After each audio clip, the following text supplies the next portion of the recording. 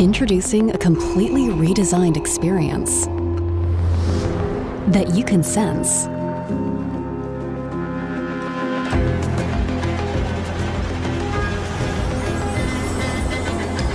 And that senses you. The new Dell Latitude laptops bring your work closer to you.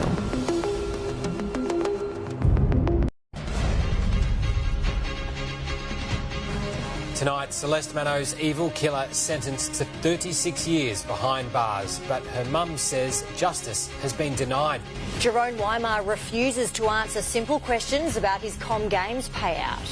Breaking news on a violent attack that shut down Hosier Lane will cross live. An Australian-Chinese businessman jailed for foreign interference in trying to influence a federal minister. The Matildas book their spot in Paris after a thumping victory at Marvel Stadium. And 80-year-old twins among leap year babies celebrating a rare birthday. This is Melbourne's 9 News with Alicia Loxley and Tom Steinfort.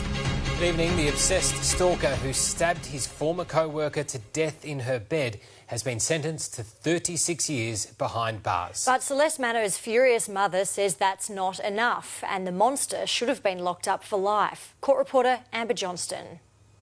Aggie DeMaro prepared a statement hoping for the best. But she says the system has let her down.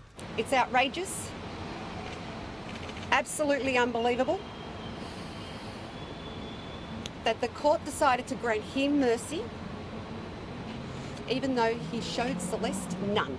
She wanted her daughter's killer, Louise Seiko, jailed for life. Instead, Justice Dixon delivered this sentence. Louise Seiko, I sentence you to 36 years imprisonment. I fix a non-parole period of 30 years. Celeste Mano was killed in a jealous rage fuelled by unrequited love. The 23-year-old's cause of death, a stab wound to the heart. Clearly, I'm devastated. We all are. Celeste was murdered by her deranged former colleague just hours after she went public with her new boyfriend. Seiko researched the floor plan of her Mernda home and broke into her bedroom as she slept, stabbing her 23 times in a frenzied attack that lasted 3 minutes. Aggie had awoken to the sound of breaking glass and had gone to check on her daughter. She found Celeste lying on the bed covered in blood. It was a moment of kindness that fueled Seiko's deluded obsession after Celeste wished him well when he was sacked. What followed was more than a year of relentless stalking, Seiko bombarding her with texts. It's bordering on OCD. You're all I think about. I'm so infatuated with you, it's becoming unhealthy. This obsession with you, which is a crush, is an addictive and destructive feeling. Until she took out an intervention order that failed to protect her and potentially others in the future. Forensic psychiatrist Dr. Rajan Darji warning Seiko is likely to prey on female prison guards. This is the image he was so desperate to avoid, telling the court he doesn't want to be seen as a monster. Now he'll be remembered as nothing but. I want the beast that took my daughter away from me to know and have no doubt whatsoever that he is safer inside. And our court reporter Amber Johnston is still at the Supreme Court tonight. Amber, Celeste's family says this is not the end of the fight. Well, Alicia, Aggie has already said she wants to go to the Court of Appeal. As you just saw, she and the rest of the family are devastated at today's decision and have vowed to continue to campaign for change to honour Celeste. Meanwhile, Seiko faces a lonely couple of decades in jail. Today, Justice Dixon did say that prison will be more onerous on him because he does have a personality disorder. The 39-year-old has already said he wants to remain in solitary confinement, which is where he will stay until he is released, which, with time already served, could be at the age of 66. OK, Amber, thank you. Jerome Weimar has refused to answer questions about his six-figure Com Games payout or his lucrative new role. The high-profile public servant was spotted for the first time since being handpicked to run another major project. Heidi Murphy has more. Sprung on his way into work. Can we ask you just about the... No. Do you understand, I guess, why people are concerned about how you got the role? No comment. Jerome Weimar had little to say also on his reported $160,000 Com Games payout. No comment. Then silent on how he's coping with all the scrutiny. Does it bother you, Mr Weimar, being the subject of so much conversation? The same answer again on how much work he's done so far in his new housing role. I think time's up for Jerome Weimer. He's literally been seen running away from being accountable to Victorians. The Premier maintains the position is crucial. We need strong coordination from the centre of government. I don't think that Victorians can have confidence in him, and it's time for Jacinta Allen to tell him it's time to go. This housing statement that Mr Weimar's in charge of implementing is nearly 6 months old now, and the industry is warning it's already looking a little off track. New home approvals sitting at 54,000 for this year, down from 58,000 last year, and further away from the 80,000 a year target. Year one is not looking positive. That to deliver over the 10-year cycle will need a massive step up in effort. We are in the very early stages of the rollout of those reforms. It appears there's a long way to go for the man who only has a short time to get the big job started. Heidi Murphy, 9 News. A man has been taken to hospital after a violent assault in the heart of Melbourne. Reid Butler is on Hosier Lane this evening. Reid, it was a huge police response.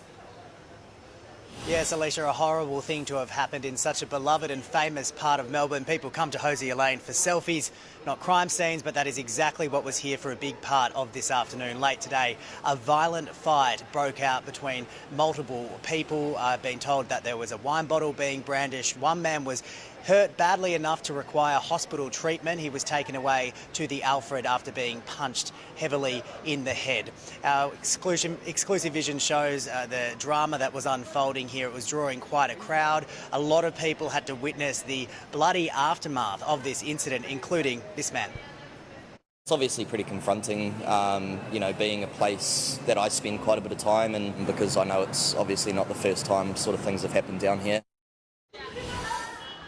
Now, as for what caused this fight, that is not clear at this stage. Police will be investigating. A horrible thing to happen anywhere, let alone this busy tourist spot that's so popular with families in broad daylight. Alicia? Absolutely. OK, Reid, thank you. Mystery surrounds the death of a man in the Yarra Ranges. Gillian Lantouris is in Mooroolbark for us tonight. Jill, the homicide squad has been called in. Yes, Tom, as you can see, there is still a crime scene behind me here on Bryce Avenue in Mooroolbark. Paramedics were called around 8:30 this morning after a friend of the victim found him unresponsive. They all tried to do CPR on that man, but sadly he couldn't be revived. Now, that man, he is in his 30s. He is a big member of the Chin community group here in Mooroolbark, and police are currently in the process of contacting his family and loved ones overseas. Now, I have spoken to the man's friend today, who says he was assaulted just in the days leading up to his death. So no doubt that will form part of the police investigation. I've spoken to a lot of residents here. On this side there is two community centres, a lot of young children and mums coming in and out, and on the other side is a busy plaza. So a lot of foot traffic and a lot of concerned residents. Take a listen. It's very sad, always losing life. As a business owner here, we feel unsafe. It's definitely scary, it's very confronting feeling, knowing that's sort of going on literally at our back door. The homicide squad and forensics have been scouring this parkland all day, looking for any evidence pointing to how this man died. But, Tom, ultimately they'll have to wait for the results of an autopsy. Gillian Lantouris there with the latest. Thank you. A breakthrough for police investigating an arson attack linked to Melbourne's tobacco wars. Detectives searched a home in St Albans and arrested a 20-year-old man. The Emerald Reception Centre in Thomastown was one of 2 venues scheduled to host a fight by former bikie Sam Abdul Rahim. Well, police are examining video of accused killer Beau Lamar Condon in the moments before and after he allegedly murdered Jessie Baird and partner Luke Davies. The 28-year-old was allegedly recorded scoping out Jessie's home and making 2 trips to a shopping centre for surfboard bags. Damien Ryan has the story. You were looking at accused killer Beau Lamar Condon at Miranda Westfield, just 3 hours after he allegedly murdered Jessie Baird and Luke Davies. He walks out of a sports store with a surfboard bag under his arm. The police case is he bought the bag to carry the body of Luke. 2 days earlier, before the alleged murders, same store and same purchase. The police constable walking in with a friend. They leave with a surfboard bag slung over his shoulder. This time, a bag police alleged to use to dispose of Jessie. Detectives will claim he thought he only needed one bag for his alleged target, Jessie. But when he arrived at the Paddington home, Luke Davies was also there and shot dead. New vision obtained by 9 News shows a man in a black cap pulling up in a black SUV on that morning, 25 metres from Jessie's house. He gets out and drives away at 9 a.m. 50 minutes later, the 2 young men are allegedly gunned down with his police-issued pistol. The following day, police alleged he returned to the house in a rented van he used to move the bodies. Fast forward 8 days to Tuesday, they were found inside 2 surfboard bags dumped 200 kilometres away on a property at Bungonia, southwest of Sydney. It will be alleged 3 shots were fired to kill both men, and now a security camera from a house on this street has captured the actual sound of those alleged shots. Now that recording has been handed to police. Piece by piece, frame by frame, police are building their case. Damien Ryan, 9 News. Australia's corridors of power have been rocked by revelations from our top spy that a former politician betrayed the country to foreign agents. As Charles Croucher reports, there are growing calls to name and shame the accused. Synchronised and on show. Philippines President Bongbong Marcos, the second leader of a crucial Pacific ally to address Parliament this month. Geopolitical polarities and strategic competitions threaten our hard-won peace. Competitions playing out on the seas, online and in the shadows. While the terrorism threat level is possible, if we had a threat level for espionage and foreign interference, it would be at certain the highest level on the scale. Last night, Australia's top spy, Mike Burgess, warning foreign powers are targeting more Australians than ever before, including a former Member of Parliament caught aiding an adversary. This politician sold out their country, party, former colleagues to advance the interests of a foreign regime. The politician wasn't named, their actions at the time not a crime. Tonight, that response not enough for many. A rap over the knuckles for a traitor is unacceptable. It's not enough. I don't think they'll be stupid enough to repeat what they've done in the past. So, problem neutralised. I'm sure they know who they are, and I'm sure they were listening last night. Malcolm Turnbull's son Alex says he was approached by Chinese agents and reported it to ASIO. Peter Dutton says it's a Labor MP without evidence, but neither side named names, even with the protection of parliamentary privilege. Why won't you name the traitor now? It's a document that is very much the Director-General's and ASIO's to do so. If someone's a traitor to Australia and you're not telling us who it is, then we need to know. Out of the shadows, Houthi rebels are still disrupting normal shipping in the Red Sea. Tonight, a further half-dozen Australian Defence Force personnel will join the international headquarters in Bahrain. It's very important that we are a part of this mission because our national interest is completely tied up as an island trading nation. ASIO's warning the Middle East war and the standoff in the waters around China all point to a disruption in the rules-based order, which is threatening our way of life here and around the region. Australians need to know the threat is real, the threat is now, and the threat is deeper and broader than you might think. More than sabres rattling tonight. Charles Croucher, 9 News. A Melbourne businessman has become the first person to be convicted of breaching foreign interference laws. The one-time Liberal candidate was jailed for trying to influence former Federal Minister Alan Tudge. Neri Tai reports. A generous donation to the Royal Melbourne Hospital, which seemed to be in good faith. In the middle of the pandemic, when Victoria's health system was on its knees, Desan Duong handed over this cheque during a media conference with the then Federal Minister, Alan Tudge. But now the Chinese-Australian businessman has been jailed, found guilty of preparing or planning to commit an act of foreign interference. It's a pretty significant development in terms of it being the first example of someone being convicted under these laws. Prosecutors argued the former Liberal candidate was a practiced operative who used the hospital donation to gain political influence, cultivating a relationship with Mr Tudge.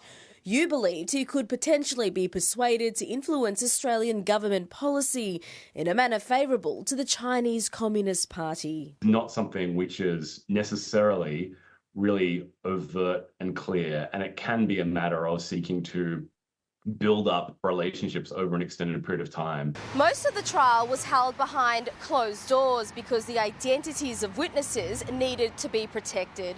The jury spent a week deliberating before reaching a guilty verdict. In sentencing, the judge took into consideration Mr Duong's advanced age and lack of prior convictions, but he also noted it's a serious offence and there was no evidence of remorse.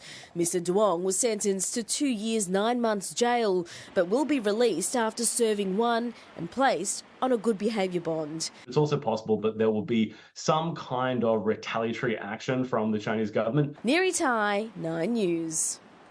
Matilda star Michelle Heyman is still in disbelief after her fairy tale comeback to the squad culminated in 4 goals against Uzbekistan. Her starring performance helped the Aussies book their ticket to the Paris Olympics in front of a sellout crowd at Marvel Stadium. Xander Maguire has more. She only had 3 hours sleep, but nothing could dampen Michelle Heyman's spirit this morning. To be able to walk out onto that field with those girls in front of that incredible crowd was everything that I've ever wanted. In a 10-0 demolition job, the 35-year-old was the X factor, booting her 4 goals in the first half. Driven back in, and there it is. You think a hat-trick's cool, and then when you get 4, I was just like, wow. Like, I think I was in shock. I didn't even know how to celebrate that. Like, I think I should have done a little bit more. After retiring from international soccer in 2019 due to injuries and a mental health battle, Heyman thought her time in the limelight was over.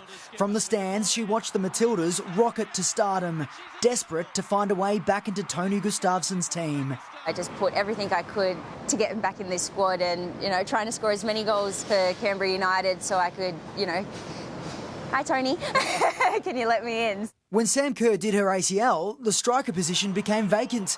But not in her wildest dreams would Heyman's first game back on home soil have panned out like this. It's like it's my first time again. I get to play for my country and I got to have my family in the crowds. While she was pivotal in earning our place in Paris, Heyman's spot in the squad of 18 isn't a lock. Just working on my fitness, working on everything else to, to get that ticket. But it seems the people already can't imagine this team without her. To be able to walk out of the hotel and just be stopped by so many people, cars beeping at you, screaming, "Hey man," and all this, good luck. It's such a beautiful moment. Xander Maguire, 9 News. Just when you think the Matildas can't get any more lovable, she turns up. Yeah, absolutely, yeah. Probably our best loved team, I would say, in Australia, for that matter. Can we do that again? In the world. I think in the world's correct. OK, good. Anyway, thank you, Tom. Thanks, Alicia. As the AFL clubs edge closer to the season proper, it's just 1 week away, if you can believe that, the Cats find a positive out of Cam Guthrie's injury, specifically this man. I'm working on a couple of things and my role this year will be similar to previous years where it could be a lot of different varieties. Also tonight, lock him in. North Melbourne is absolutely wild about Harry. Green hits a purple patch across the ditch. Not for the first time in Melbourne. The Union takes charge. And it's on. Nathan Brown and Kane Corns to meet in the boxing ring, and the gloves are already off. And I've got to say, from where I sit, it's a win-win situation, that one. What's the result you're hoping for? Just both of them. We'll see. Okay. Ahead in Melbourne's 9 News, close call. A suspicious fire gets within metres of homes in Western Victoria. Prince Harry loses his High Court battle against the British government. And a little bit of karma for the cheeky Taylor Swift fan who snuck into her concert.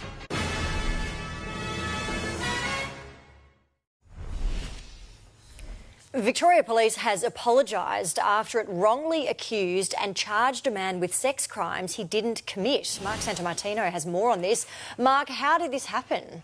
It appears to be an humiliating case of mistaken identity, Alicia. What complicates this matter is the fact that the 44-year-old in question is one of that group of 149 asylum seekers controversially released into the community by the High Court last year. He was arrested on Tuesday night and has spent the past 2 nights in custody. Police even went so far as to charge him with a number of sex offences, saying that they had CCTV and GPS tracking data that proved he was in the vicinity of these crimes. However, today they have since admitted to lawyers that they have the wrong man. Detectives returned to Richmond and have apparently found some CCTV that proves he's not the man they're after, and they're now in the process of withdrawing these charges. As soon as we became aware of this issue, we have rectified it. On this occasion, with further evidence, it is clear the person arrested is not the offender, and for that we are sincerely sorry. Alicia, we don't have any details on who this new offender is. That 44-year-old from Richmond hasn't been released from custody just yet. We believe he's being held in the Magistrates' Court. This investigation is still very much ongoing, and anyone with information is urged to come forward. Quite extraordinary. OK, Mark Santamartino, thank you. A motorcyclist has been killed in a crash in Nunawading. The man is believed to have collided with a truck which was turning on Springvale Road just before 7:30 this morning. The driver was not hurt and stopped to help. Northbound lanes were closed between Springfield Road and the Eastern Freeway for some time. Residents near Ballarat have had a close call with an out-of-control fire, which investigators fear could have been deliberately lit. As Mimi Becker reports, dozens of properties were under threat. It was a close call. Burnt-out bushland just metres from homes in Dereel. It hasn't really sunk in fully, knowing that that was on fire and this was right there. It almost could have burned it. It's it's a bit of an emotional moment. It's a lot to take in. The damage left behind and what could have been. 350 firefighters tackled the blaze late yesterday in extreme conditions with significant support from above. It just went black, and from my house to the front gate, I couldn't see the front gate. That's how black it was, middle of the day. And so I think that's time for me to go. While nearly 120 properties were saved, several sheds were destroyed. If you can get out of here with your lives and your family and this and that, that's all that counts. Without the resources available, just happened to be there, they've saved this whole community from a catastrophe. Specialist crews are treating the fire as suspicious and also considering whether a faulty electric fence may be to blame. The cause of the Dereel fire is actually under investigation. We know that there was no dry lightning around at the time. While residents have been able to return home, their focus is now on the clean-up. Fire crews also out in the area, still putting out hotspots. Crews at the Baindean Blaze near Beaufort also kept busy, working through dense bushland. The fire finally under control a week after it started. The workers, the firefighters, the organisations involved are to be commended for their remarkable effort to contain that and not let those fires run. Today, the Premier visited Ballarat to thank those on the front line. Just something to say thank you for coming and helping out. Firefighters still out there tonight, working tirelessly. These fires in the western part of the district could have been so much worse, but it is thanks to that preparation, training and readiness from our firefighters. They put their lives on the line and can't thank them enough. In Dereel, Mimi Becker, 9 News. A raging wildfire in Texas has claimed a life and grown into the second largest fire in the state's history. The monster blaze has burned through more than 340,000 hectares. An 83-year-old grandmother was killed. Smoke and flames are now spreading into neighbouring Oklahoma. Prince Harry has suffered a loss in his ongoing battle with the British government over taxpayer-funded private security. The High Court has ruled the 39-year-old was not unfairly stripped of security detail after he stepped back from royal duties and moved to California. The Duke intends to appeal. A man's been slapped with a 6-month ban from Sydney's Olympic Park after sneaking into a Taylor Swift concert. Garnet May posted this video on TikTok showing how he made a fake access all areas pass. He was waved through by Accor Stadium security to the highly sought-after floor seating. However, it wasn't long before police figured out what was going on and kicked him out. But his $150 fine is still significantly less than most ticket prices for her concerts. OK, Livinia Nixon has taken weather on the road this week, and tonight she joins us from Avenel, the heart of Strathbogie wine country. Livinia. It sure is, Alicia. I'm at the award-winning Fowles Wines, one of the most beautiful and innovative wineries in the country. Their Ladies Who Shoot Their Lunch Shiraz has twice been named in Wine Spectator's top 100 wines in the world, and the winery also has a spectacular sustainable farm-to-table restaurant. It's also leading the way in utilising local flora and fauna in the winemaking process. The local species of microbats keep destructive moths at bay, and in partnership with the Euroa Arboretum, system, they can select the right plants to attract insects to pollinate and protect the vines. Processes that could save the industry millions of dollars and keep our wines free from insecticides. Coincidentally, the forecast for Melbourne tomorrow is exactly the optimum temperature for grape growing, 26 degrees. I'll have all the forecast for you later in the bulletin, Tom. Learn something every day. Thank you, Livinia. After the break, stranded on crutches, a man hits out at the taxi drivers who refused to take him home. Jetstar's CEO promises cheaper airfares for Victorians with the travel bug. And why homeowners with rooftop solar are about to be shortchanged.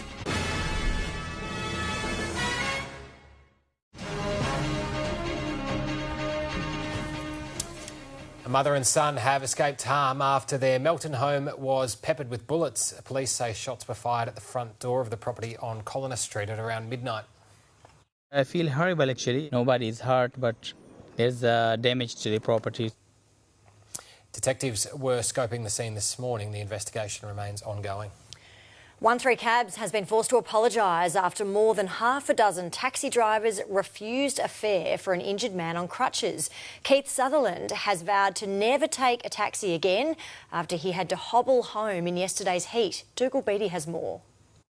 On crutches after recovering from surgery in the scorching heat. I was devastated. I just couldn't believe that they could be so terrible. 75-year-old Keith Sutherland was refused cab after cab at the Collins Square taxi rank late yesterday afternoon. They said, well, go to the back of the queue. They might take you home. All up, 8 cabs declined to take him the 1 kilometre trip to Docklands, forcing him to hobble home for 30 minutes in the blistering sun. It was 33 degrees, stinking hot, 4:30 in the day, and I got home almost collapsed because I was so dehydrated. Awarded a Medal of the Order of Australia for his service to the Bendigo community, Keith hit out at the operator last night. Today, 13 cabs reached out to say sorry in person. We sincerely apologise for the experience you've had with our services. We will be promptly looking at the drivers at this location at the time to ensure appropriate action is taken to address the poor service. I think it's important that people report that sort of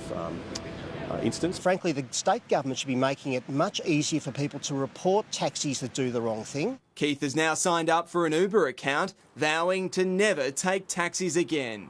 Something has to be done because the system is definitely broken. Dougal Beattie, 9 News. Jetstar's CEO has defended the airline's performance but concedes there is room for improvement. Stephanie Tully has declared the budget carrier is back on track, performing at pre-COVID levels. Madeline Spark explains.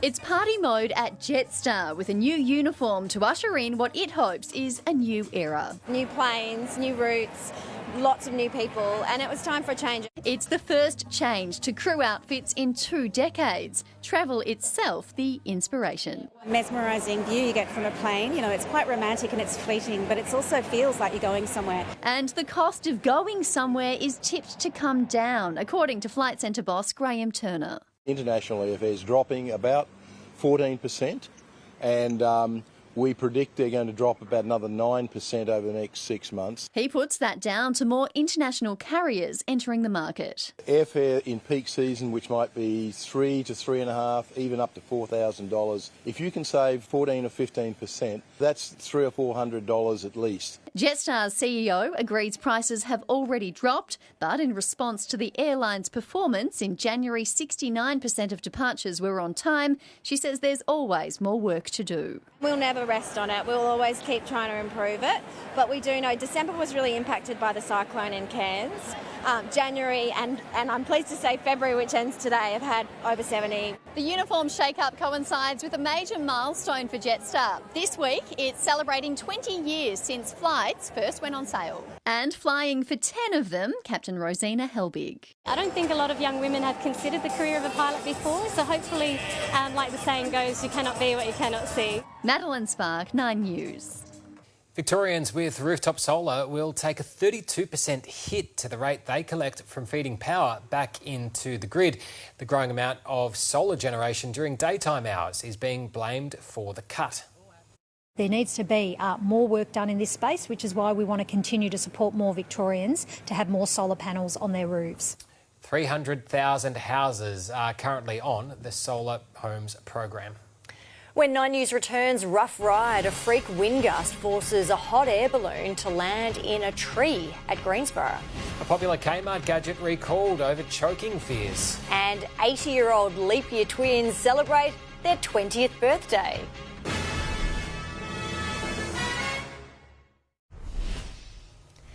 A hot air balloon carrying 8 passengers has crashed into a tree in Melbourne's northeast. Firefighters were called to Greensboro around 8:30 this morning after a wind gust pushed the balloon off course.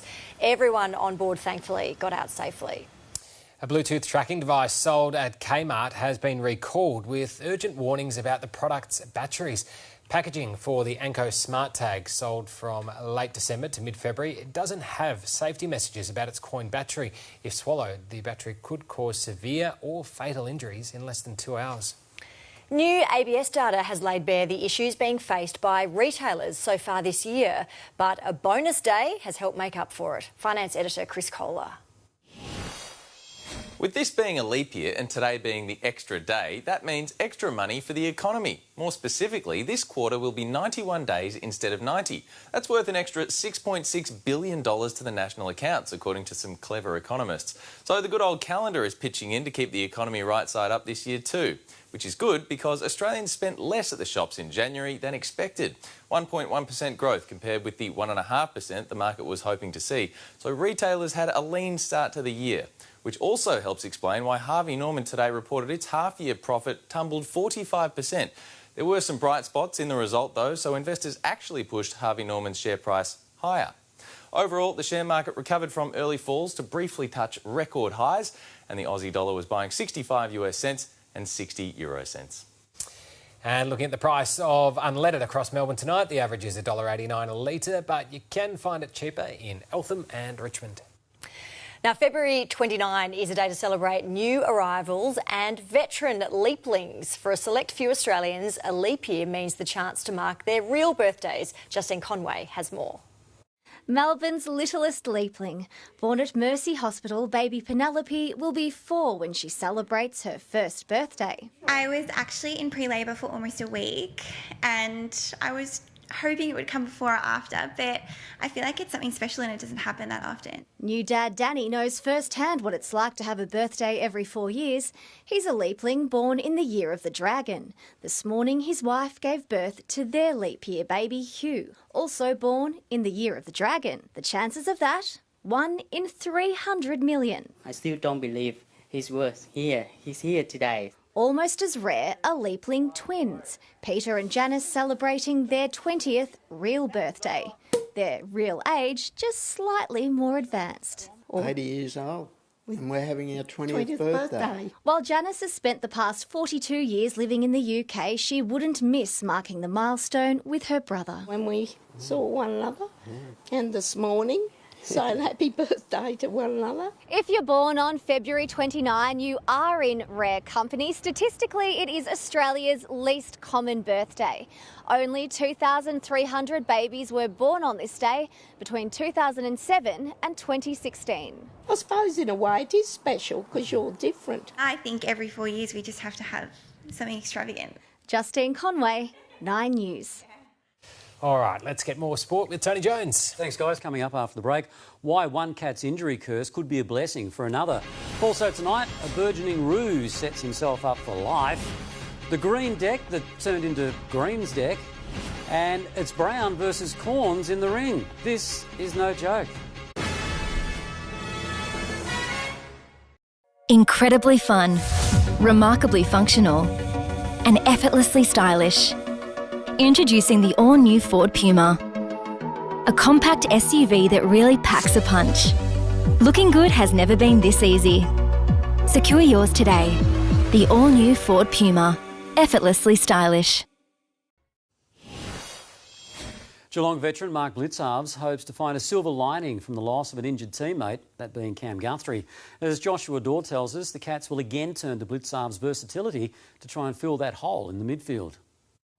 Chris Scott spent much of this week searching for answers. Turns out the solution might be a lot closer than he thinks. I'm working on a couple of things and my role this year will be similar to previous years where it could be a lot of different varieties. Last year, injuries forced Mark Blitzar's down back. Now a pre-season on the wing is about to pay off. A shot at the freedom which saw him dominate during Geelong's premiership year, and an opportunity to step up in the absence of his mate Cam Guthrie. You don't cover it because he's pretty good player on the defensive end and the attacking end, but if that can complement it through the midfield and wing, I really enjoy being up around the ball, and then I suppose that second type ruck helping the ruckman that we've got coming in. After his season ended with a nasty hamstring injury and then shoulder surgery, the 32-year-old is buying into hope that sitting out September could be the Cats' blessing in disguise. For me personally, I've enjoyed the longer break. Obviously, it was a disappointing end to the season. We wanted to play finals, but you do look at that silver linings. The Cats host the Bombers here in their final practice match tomorrow afternoon, and then will kick the legs up before what they hope will be a round one celebration against St Kilda, with the new Selwood stand to be officially opened. And hopefully, you can fill it with 40,000 fans, sell it out for Skip. Former Skip, Sal, still calling him Skip. Gary Rowan misses again with a back complaint, along with Ollie Henry, who's nursing a rolled ankle. Joshua Dawn, 9 News. A huge show of faith for North Melbourne, with young gun Harry Sheasel putting pen to a monster contract extension. Already contracted until the end of 2026, the 19-year-old added another 4 years to his Loving deal. what we've seen from him so far, and can't wait to see what the next 7 years hold as well. So, congratulations, Harry Sheasel. Sheasel's main goal now is to break that Roos premiership drought. Obviously the club hasn't been going too well the last few years, and we're just so keen to turn that around. So that's definitely the number one goal, and just to play as many games as I can at the highest level. And you'll hear more from Harry on 9 News tomorrow night when our chief football reporter Tom Morris sits down for an exclusive one-on-one chat with the rising star. Cricket now, and all-rounder Cameron Green has saved Australia from, well, let's say embarrassment on day one of the first test against New Zealand. Green is 103 not out at stumps on day one. The Aussies 9 for 279 after a top-order collapse. Trent Neese with the highlights.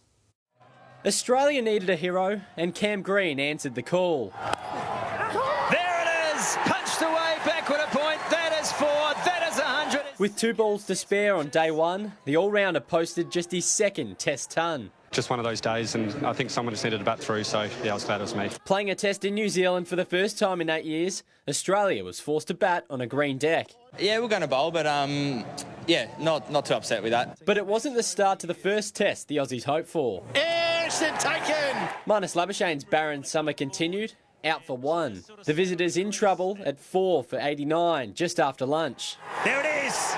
Outside edge, wobbled. Mitch Marsh tried to stop the rot. Up in the air to top edge, it'll fly over the slips though, and way back. Before a wayward shot saw the all-rounder dismissed for 40. Lucky for Australia, Green was still at the crease. The number 4 spot, all but his. In the air through Southie. That was a half chance, and it is going to run away for 4. It seemed Green would run out of partners. Willow Rourke picks up another and Stark's on his way. Skipper Pat Cummins made his intentions clear.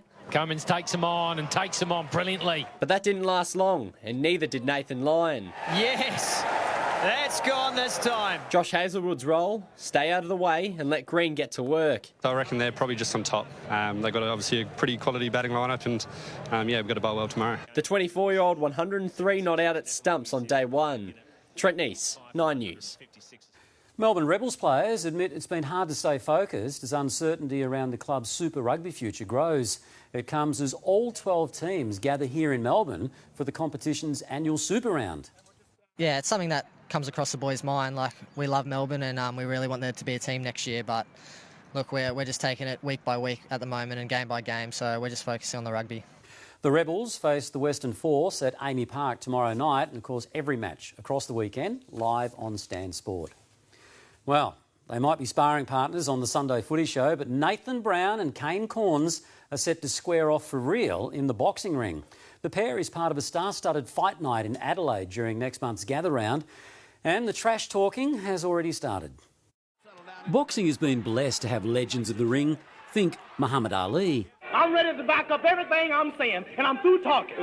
And that other great orator, Mike Tyson. There's no one that can match me. My style is impetuous, my defense is impregnable, and I'm just ferocious. I want your heart, I want to eat his children. Now there's Nathan Brown and Kane Corns. I've got the butterflies. I'm sure they're going to be there when I walk out. So, in the blue corner, one-time footy fashionista, Nathan. In the red, Port Adelaide tough guy turned shock jock, Kane. One of the reasons I was a draw card is because a lot of people want to see me get knocked out, so I'm conscious of that. As for which of the two will claim bragging rights, that's to be determined over a marathon. Epic, bone-jarring. 4 rounds. I think it'll go the distance. I'm hoping it goes the distance. I think it'll go the distance. So it was pretty loud there, wasn't it? Also on the bill for the April 3 fight night in Adelaide, former Magpie teammates Dane Swan and Dale Thomas. This becomes an interesting factor, doesn't it? Because it's all fun and games, as the old saying goes, until someone gets hit in the face. In the battle of the heavyweights, it's Anthony Rocker against Corey McKernan. But much of the interest will be on Kane and Nath. I mean, he played for Port Adelaide, but I even think those fans don't like him anymore either. We can only wonder what Ali would make of it all. I don't like fighters who talk too much. But the biggest loser could be boxing itself. Oh boy, I think you might pay for some of that scripting when the Sunday Footy Show comes back on air. You should have seen it before it was edited. Well, good luck then. All the best. All right, let's go back to Livinia, who is at Avenel tonight. Livinia, it has still been quite warm across the state today. It has, Alicia. The westerly change has cooled things down by around 10 degrees today, but we're in for a much cooler weekend when the southerlies kick in. I'll have those details along with the Friday forecast next. Switch on a Daikin Alira X split system with advanced streamer technology to remove more than 99% of harmful indoor air pollutants and surround yourself with cleaner air this summer. Daikin, perfecting the air. Hello again from Avenel, a 90-minute drive from Melbourne and home to the beautiful Fowles Wines. A visit to the area should also include nearby Euroa, especially for military history buffs. It's home to the Victoria Cross Museum, a fitting location as Euroa is the only place in Australia to produce 3 recipients of the honour. A little further down the road at Seymour, visit the Vietnam Veterans Commemorative Walk, the only one in Australia honouring all 60,000 servicemen and women and 11 tracker dogs who served during the conflict. Now, the final day of our road trip has been the coolest. It reached 31 here in Avenel, and the last day of summer has been fairly low-key in Melbourne. A bit humid but mild. The city peaked at 25 as blue skies briefly appeared this afternoon. Epping and Tullamarine climbed a little higher, both reaching 28 degrees. Ringwood wasn't far behind, 27. Further out, Hamilton also peaked at 27, 28 at Sale, and slightly warmer north of the ranges, with most places reaching the low 30s. But it was another very hot day in the northeast corner. Rutherglen peaked at 37 and 39 at Wodonga as that heat moves further north. Parts of Sydney's west have recorded their hottest February day in 7 years, with maximums of 40 and 41. But there are severe thunderstorms sparking up nearby as a cool change closes in. That'll knock the city back a few degrees tomorrow, top of 30. Brisbane's had a record-breaking summer for hot nights. It hasn't dropped below 20 degrees in the past 60 days, and that's set to continue with a low of 22 ahead of a top of 31. A top of 24 in Hobart, 29 in Adelaide, and Perth will be sunny and 34. Almost all of Victoria can expect a dry and settled start to autumn, heading for the mid-20s through the south. It should reach 32 degrees here in Avenel, but there is the chance of thunderstorms in the far northwest later in the day. For Melbourne, it's going to be fairly mild overnight with minimums in the mid-teens. There should be more sunshine than today, which will help boost more suburbs up to 28 degrees. Slightly cooler near the bay with sea breezes pushing in. For Geelong, a partly cloudy top of 27. Heading for 26 in the city with sunny breaks, then a cooler weekend, a possible shower or two Saturday morning and just 20 degrees, 20 again on Sunday, 22 on Monday. Beach weather returns on Tuesday, 31 under blue skies, and 23 degrees next Thursday. This is the final leg of our road trip, and with help from Visit Victoria, I hope we've given you some great ideas for the upcoming long weekend. And of course, Easter holidays are also just around the corner, and make a stop at a winery like Fowles to support our local producers. It's not really a big ask, is it, Alicia and Tom? We'll stop at a winery if we have to. All right, Livinia, thank you very much. And that is 9 News for this Thursday. Ali is up next with the current affairs. We hope you have a great evening. For now, good night.